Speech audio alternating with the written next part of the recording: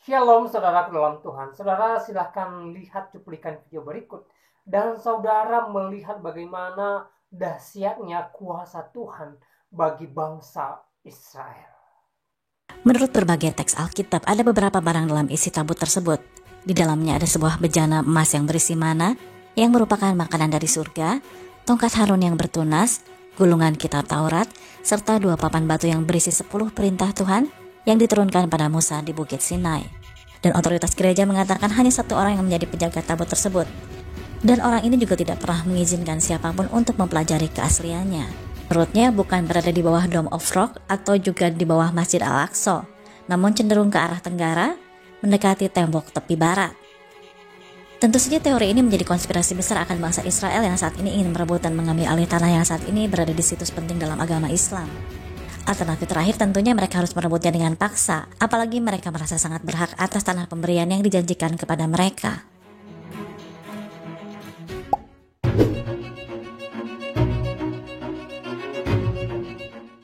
Selama berabad-abad, orang-orang Yahudi Israel telah mencoba mencari keberadaan tabut perjanjian atau yang lebih familiar dengan sebutan Ark of Covenant. Tabut ini juga dikenal sebagai tabut kesaksian atau tabut Tuhan, yang merupakan artefak legendaris yang diyakini sebagai peninggalan paling suci umat Yahudi Israel yang digambarkan sebagai peti kayu, dilapisi emas murni dengan sebuah tutup dengan desain yang rumit. Mengapa tabut ini sangat penting bagi bangsa Yahudi Israel? Silakan simak vlog ini sampai selesai untuk menghindari kesalahpahaman.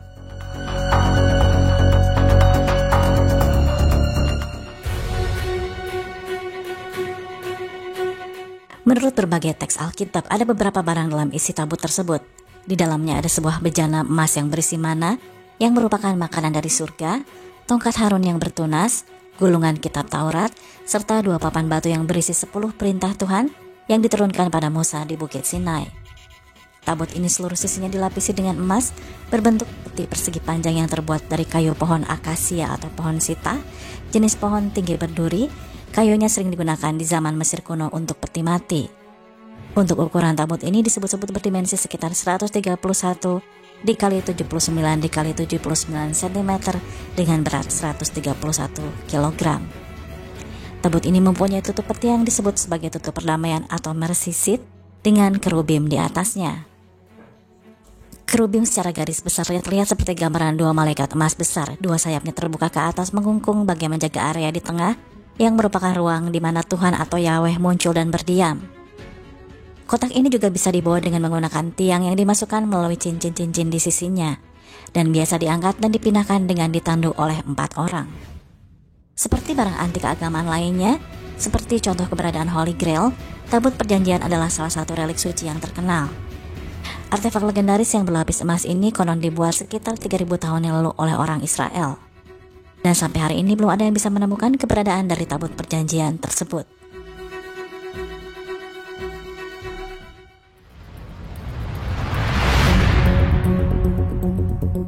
Dalam film petualangan Indiana Jones diceritakan pencarian dari tabut tersebut. Dan Nazi berusaha keras merebutnya karena obsesi untuk menguasai dunia dan berniat menggunakan kekuatannya agar menjadi bangsa yang tidak terkalahkan. Meskipun ini sebuah film fiksi, namun tidak sedikit orang yang justru percaya bahwa tabut ini memiliki kekuatan di dalamnya seperti yang diceritakan pada film. Jadi tidak hanya sekedar berupa relik yang berharga. Dan hingga kini, Zionis Israel diduga masih berusaha keras untuk mencari tabut perjanjian yang hilang tersebut. Konon mereka sangat mempercayai bahwa dengan memiliki kembali tabut tersebut, maka mereka akan mendapat kekuatan gaib yang akan memberikan sentuhan sihir yang luar biasa pada siapapun yang menguasainya. Mereka pun juga digerakkan oleh faktor teologis di mana mereka meyakini bahwa tabut adalah mukjizat yang diberikan Tuhan kepada bangsa Yahudi. Tabut telah dikaitkan dengan beberapa mukjizat perjanjian lama.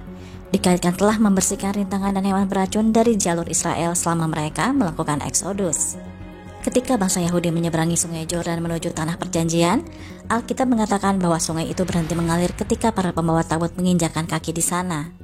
Dan banyak yang percaya bahwa ketika bangsa Israel mengepung Yeriko, mereka membawa tabut keliling kota selama seminggu, dan ketika mereka meniup trompet sampai pada hari ke-7, tembok itu runtuh sehingga memudahkan penaklukan. Menurut cerita juga dikatakan bahwa ketika diaktifkan, tabut tersebut akan melepaskan murka Tuhan dengan nyala api dan cahaya yang menyilaukan yang mempunyai kekuatan untuk membelah lautan dan melenyapkan semua orang yang kurang beruntung yang menghalangi jalannya. Jika memang tabut ini memiliki kekuatan dahsyat seperti yang diceritakan, tidak heran jika suatu bangsa sangat ingin merebutnya dengan mati-matian. Sedangkan menurut kitab Injil, tabut merupakan sumber kekuatan Tuhan yang bersemayam di dalamnya. Kekuatan tersebut antara lain membakar semua duri, membunuh ular dan kalajengking, serta mengeringkan air sungai dan meluapkannya kembali. Ini tertuang dalam kitab Yosua. Lalu kemudian dapat menenangkan peperangan yang terdapat dalam kitab Yosua juga, lalu memberi kemalangan kepada musuh yang menguasai tabut, digambarkan sebagai nenek moyang bangsa Palestina yang terdapat dalam kitab Samuel.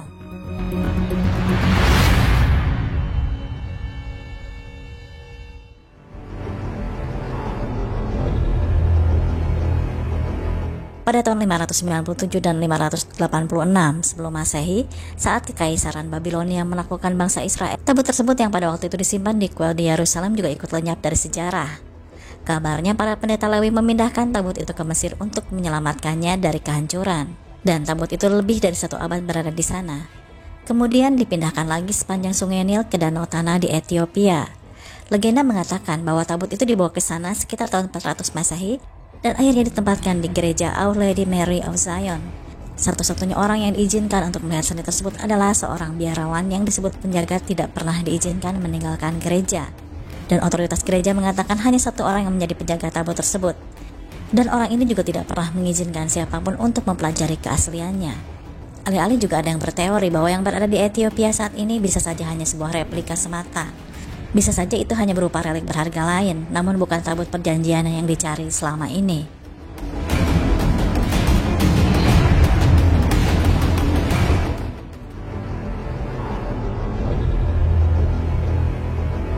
Klaim tentang lokasi di mana tabut ini berada menurut National Geographic dugaannya justru disembunyikan di lorong-lorong di bawah kuil pertama di Yerusalem sebelum orang Babilonia menghancurkannya pada tahun 586 sebelum Masehi.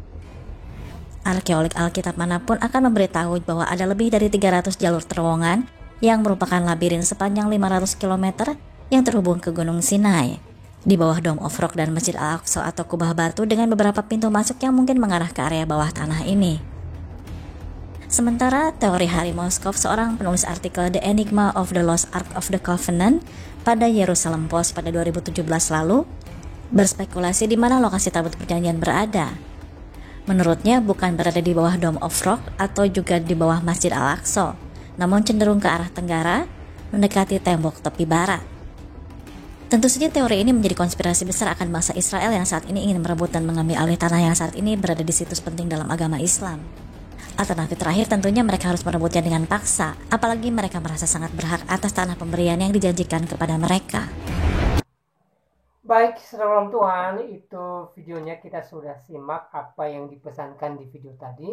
Dan melalui penjelasan di dalam video tadi boleh kita lihat bagaimana kuasa Tuhan bagi bangsa Israel, bagaimana pertolongan Tuhan nyata bagi umat Israel di zaman Alkitab, di mana ya sebagai kehadiran Tuhan dalam kehidupan mereka, di tengah-tengah mereka, ya ada tabut perjanjian yang berisi kedua loh batu, yang mana di dalam loh batu ini ada pesan Tuhan atau hukum Tuhan bagi bangsa Israel yang harus mereka taati. Dan saudara dalam Tuhan, ya kalau kita melihat memang di dalam Alkitab begitu dahsyatnya tabut perjanjian ini, bahkan tidak boleh sembarang membuka tabut ini dalam Tuhan. Siapapun yang membuka tabut ini ya dengan sembarang pasti kehilangan nyawa dalam Tuhan, ya. Ini tidak main-main, sebagai bukti bahwa ya Tuhan ada bagi bangsa Israel, Tuhan menolong bangsa Israel, dan juga Tuhan harus dihormati, saudara dalam Tuhan, ya. Nah, saudara dalam Tuhan, semoga penjelasan di video tadi memberkati kita, dan Tuhan Yesus memberkati kita semua. Shalom.